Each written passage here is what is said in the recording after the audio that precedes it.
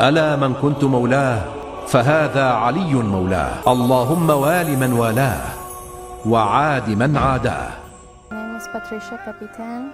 I was born and raised in Mexico, and my childhood was mainly with my mother. My parents are divorced. I'm the only child. My mother, I consider her as sort of religious. She would always ask me to pray. I attended Catholic school my whole life. I was in Mexico until I was 16 years old. Basically, my curiosity about God and religion started when I was around 8 or 9 years old. I have a very close cousin of mine. She became a Protestant. That's a different branch of Christianity. And of course, as a child, I was 8 or 9. That's all I knew. I knew nothing about Islam. I just knew about Catholicism, and now my cousin was telling me things about her conversion to Protestant. So she was telling me a lot of things that made me start doubting being a Catholic, I was mainly afraid of going to hell. That was my main concern back then. As a child, I just thought, oh my God, I just want to do the right thing. But she would tell me, not directly, but she would kind of invite me to her beliefs. And at that point, I was sort of, nervous, like, what should I do? Should I remain Catholic, or should I be what my cousin is? My mother never knew about this, because I just imagined she would be mad that my cousin was, making me think of other things. But I knew my cousin, she was just doing it from her heart to try to guide me. So around the age 10, I started going more frequently to her temple, and I started reading the Bible more because I wanted to find out the truth. Long story short, in that period of my life, I would just pray to God every night. Every night when I was in bed, I was like, God, I'm very afraid to go to hell. What should I do? Should I stay Catholic, or should I be a Protestant like my cousin? Please guide me. And every night I would ask for guidance, every single night. Years passed. I would go with my cousin to the temple, but I wasn't really feeling what I thought I would feel. Like my heart wasn't really opening to the idea of Jesus being the Son of God. That's actually a concept I never understood throughout my years in Catholic school or being a Catholic. I just never really thought that was, the case. So actually, I kept praying to God, and I wasn't finding an answer. So at one point I said, God, you know what? I'm not going to be a Catholic, and I'm not going to be a Protestant. I'm not going to be anything, but one thing I know for sure is that I do not want to stop believing in you, because I know you exist. I know you have given me so much. I'm just going to have a relationship with you without calling it something, So I just started to talk to God every day. God, this and that. But I would still keep asking him, like, just guide me, guide me to the right path. I don't want to go to hell or, things like that. I grew up, then at the age of 16, my parents asked me, I was still in touch with my dad because he would financially support us, but he would ask me, oh, would you like to go overseas to study English? I was like, no, but then just something clicked on me, and I was like, okay, yeah, like, how about just 6 months? I don't want to go for a whole year, just 6 months.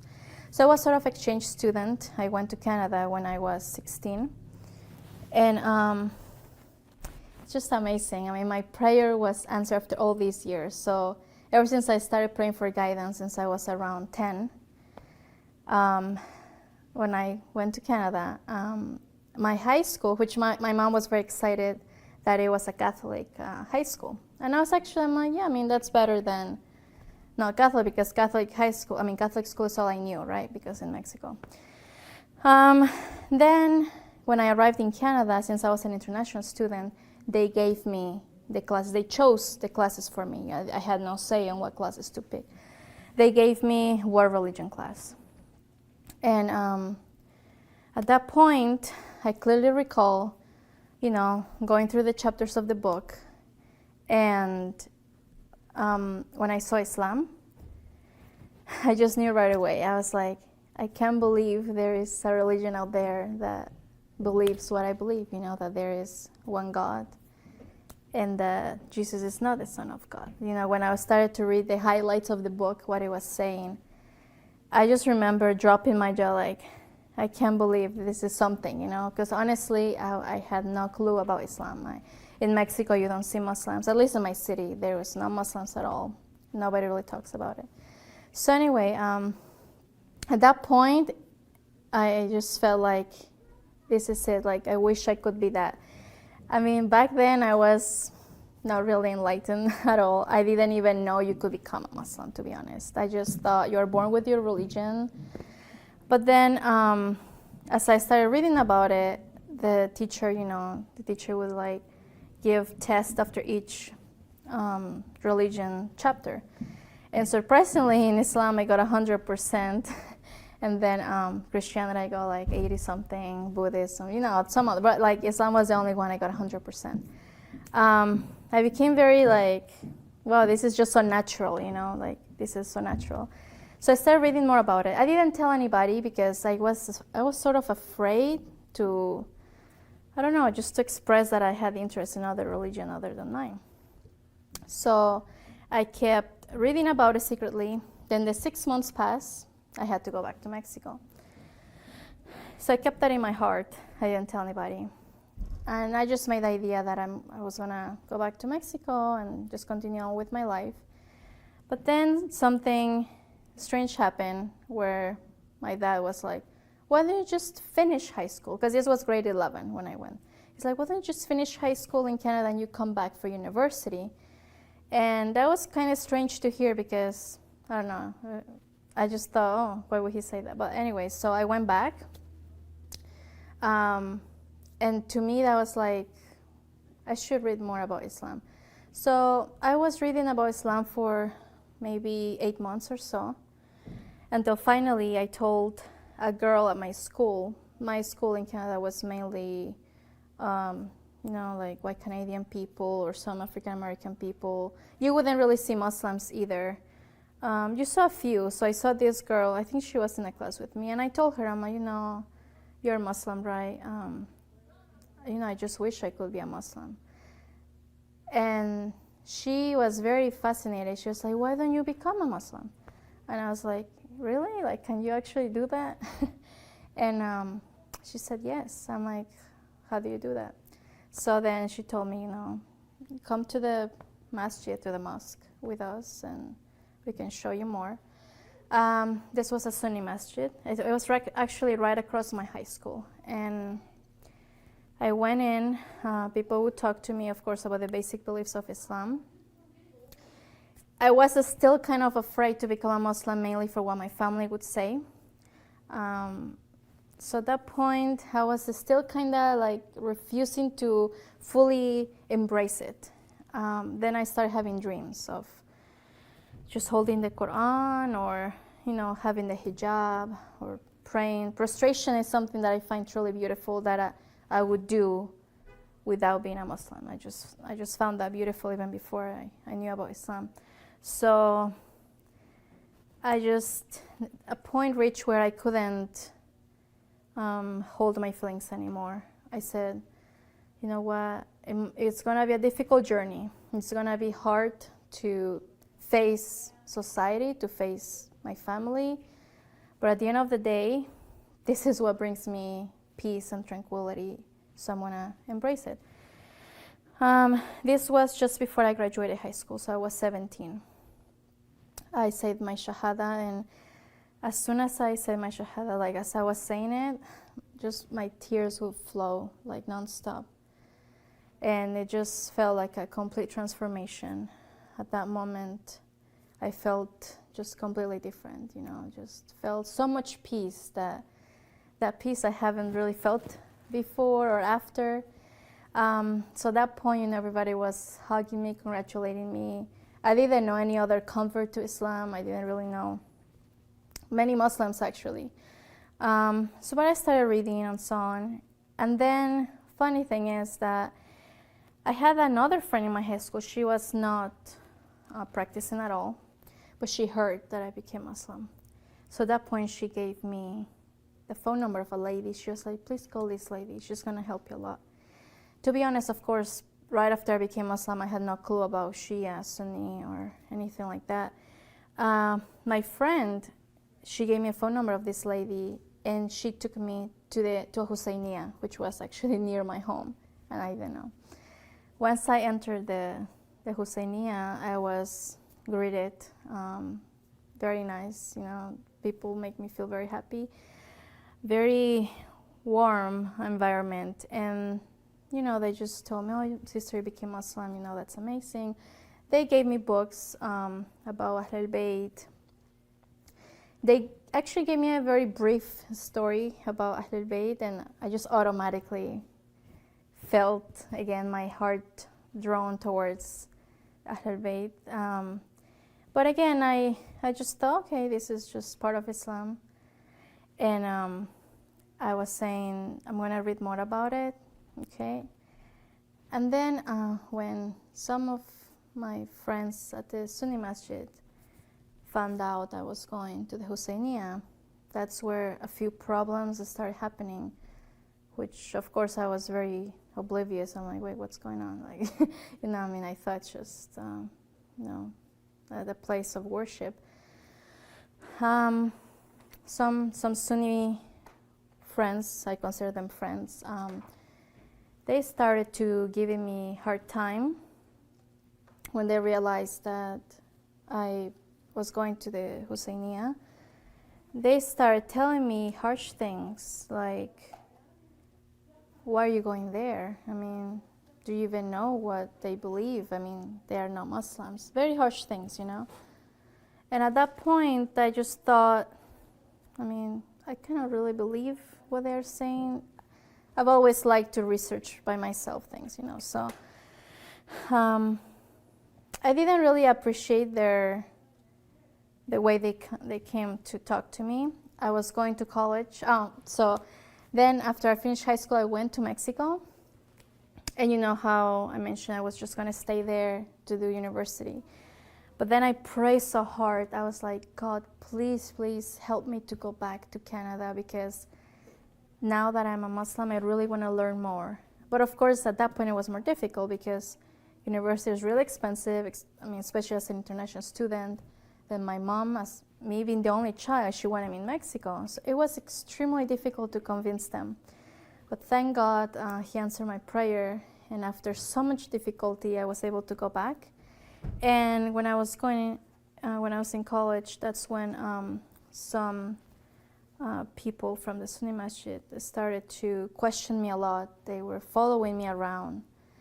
And I didn't really appreciate that. I was told once, if you were going to be a Shia, why didn't you just stay Christian? So at that point, I was like, I don't think you should be talking like this, you know. I just did more research. And of course, I'm not saying everybody's like that. That was just my experience. Of course, I had other people from the Sunni Masjid that completely respected my choice.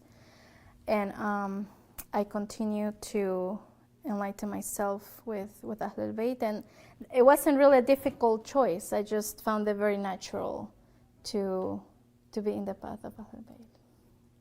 Well, the very first time I stepped into Husseiniya, just the environment itself was very pleasing, very calm, tranquil. They introduced me to a couple more convert ladies from that same Husseiniya. And they taught me so much. Like, what I love about Shia Islam basically is that any question I had, it was just an answer for it. In which sometimes I did go to a few seminars, if you can call them, from the Sunni school of thought, and I couldn't really grasp a lot of their concepts. Even though I would ask them a lot of questions, sometimes I would get like, oh, you just have to believe it, you know. Doesn't have to make sense, you just have to believe it. And when I went to Husseiniya and I would be taught about البيت, just their whole life story. It's just like a divine proof, you know, to me. It was just a proof that Allah, God, gave them the tools or the means to inspire all of us to follow their example. So that was basically what drew me more into Shia Islam, and I just found it very logical. I know a lot of people mention this. I had a lot of friends that have converted to Shia Islam mainly because of that it's a very logical path, that it always has an answer to your questions. My family, after I became Muslim, which was in June 2006, I hid it from them for approximately maybe 4 or 5 months. What I wanted to do, my idea was to be very well equipped with knowledge, so when they were to ask me questions, I was prepared. I thought, because my family is like that, they want you to be logical, you know, they want you to know why you're doing something. So I knew that was the way to go with them. Of course, I prayed a lot, was terrified, especially because I thought, oh, okay, so if my family knows that I'm in Canada and I'm gonna be, if I'm a Muslim, they may just cut the support and just send me back to Mexico, right? That was my main fear. Thank God, I prayed so much to make it easy. And it was the easiest thing I could ever imagine. I arrived at the airport, my mom picked me up in Mexico City, and I didn't have hijab, but I had, you know, just like a long shirt, pants. I was covered from my arms. And just something clicked on her. She was like, I think you're Muslim, right? And she knew because I had kind of hinted at her that, you know, Mom, have you ever heard about Islam? You know, like, do you know the Ramadan fasting?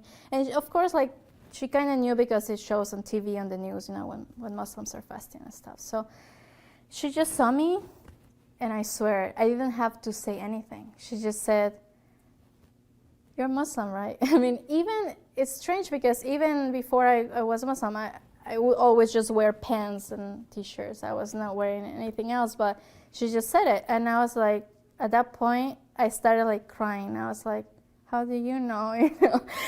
And then she was like, well, just tell me about it. Just tell me you guys believe in Virgin Mary, because that's her main concern. Like Mexican Catholics are very focused on Virgin Mary. And I told her, of course, we have a whole chapter about Virgin Mary, and I had the Quran with me. We sat at the fast food area of the airport, and I started reading to her some of the chapter of Maryam alayhi salam. So I was reading to her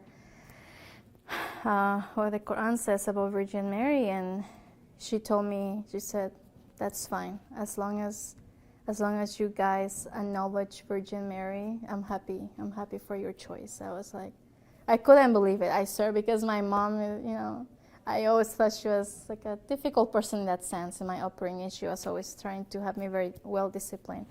So after that, I told my dad later, like a whole year later, because again, I went back to Canada, so I wasn't really seeing him. I just wanted to tell my mother. As soon as I told my mother, I put my hijab on, because I just wanted to first tell my mom to get her blessing, if you want to call it, you know.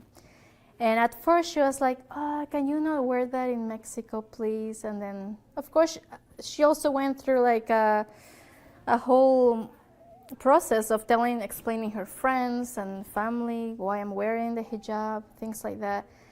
But she's a strong lady. She told me at first it was hard because, of course, you know, Islam has a bad reputation, whatnot. But then my mom became strong in explaining my choice. And actually now she loves it. Like, she even gives me hijabs and like things like that. So my dad, actually, when I told him as well, my prayer was answered. He just hugged me, and I started crying too. I'm like, I was just so afraid to tell you. And he's like, no, why would you be afraid? As long as you believe in God and do good, that's what matters. I'm like, okay, thank you. And Yeah, they were fine. The rest of my family very respectful. They're very respectful in our beliefs. Post-conversion, I would say that most of my experience has been beautiful. I've encountered beautiful people that have helped me throughout, especially because they know that my family was back home and I was a student in Canada. Of course, in some instances, I did encounter a few people where they wouldn't really welcome me because I was not from a particular country, or I was, just not really from their country, or I wouldn't speak their language, things like that.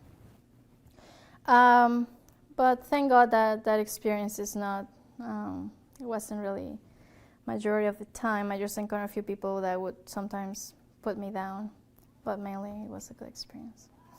Well, basically, when I was learning about the 12 Imams, I read a hadith, and of course, the selection of the successor of the Prophet. That's what truly made it very clear to me, because it's only logical that the successor of the Prophet is chosen divinely. I don't understand how the successor of the greatest message of humanity, Islam, I just think God would do anything to protect the message of the Prophet. So that's why its successor had to be divinely appointed. So that was the main key for me that stood out. And of course, how the knowledge has to be protected by his Holy Family, because otherwise, we're humans. If you're not infallible, then what's the assurance for us that we are following the right path? So